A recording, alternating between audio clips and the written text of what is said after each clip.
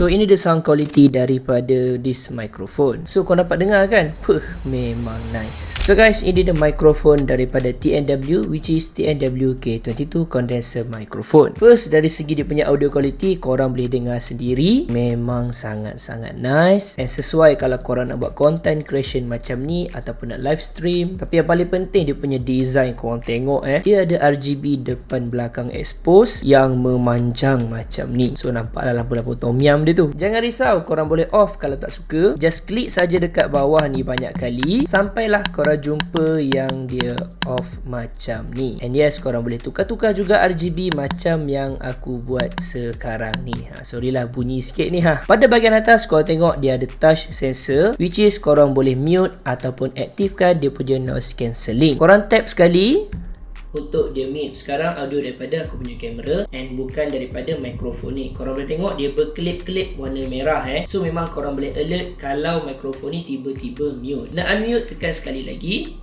and dia akan kembali pada mikrofon ni. Untuk aktifkan dia punya noise cancelling, just holdkan saja lama-lama and korang boleh tengok dekat bahagian depan ada LED indicator belah kiri yang berjala warna hijau. So memang korang akan tahu kalau mic ni dalam keadaan noise cancelling. Tapi aku prefer korang offkan je lah sebab dia punya sound quality tu dah mula drop. Sama juga holdkan saja lama-lama sampai LED dekat depan tu tak nyala. Yang best juga korang boleh turn on dia punya reverb, which is korang double tap saja 2 kali.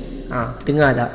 Dah boleh menyanyi dah. Sama juga korang boleh tengok pada LED dekat bahagian depan ada indikator yang menyala. So korang tahu kalau mic ni on dia punya reverb. Tapi alah, nak buat video bercakap, offkan je lah Tap 2 kali and bahagian depan dia akan mula padam. Next, korang tengok dia ada pop filter, which is nak tapis angin waktu korang bercakap. Yalah yang jenis cakap sembuh-sembuh tu kan. Plus dia bagi lagi dengan shock mount macam ni, yang mana mengurangkan bunyi gegaran kalau mic ni berlanggar macam ni. Kita pergi bahagian bawah, korang nampak ada 3 knob dekat sini and ada LED indicator. Bila korang bercakap dia akan menyala macam ni. Untuk knob pula ada 3. First, dekat tengah ni adalah untuk korang adjust audio dengan output pada device. Sebelah kiri pula hanya untuk korang adjust audio level and sebelah kiri untuk audio monitoring, yang mana korang kena cucuk headphone ataupun earphone dekat bahagian belakang pada port audio jack. Aku tak gunalah sekarang ni. And satu lagi port dekat bahagian belakang ada port type C untuk connectkan this microphone pada device korang. Jangan risau dia siap bagi kabel sekali type C to type C plus dengan ada adapter type A. So bolehlah korang guna untuk PC kalau nak live stream. So overall untuk microphone ni serius bagi aku sangat-sangat berbaloi. Dengan harga yang dia bagi, memang boleh beat dengan dia punya pesaing yang harga sampai 200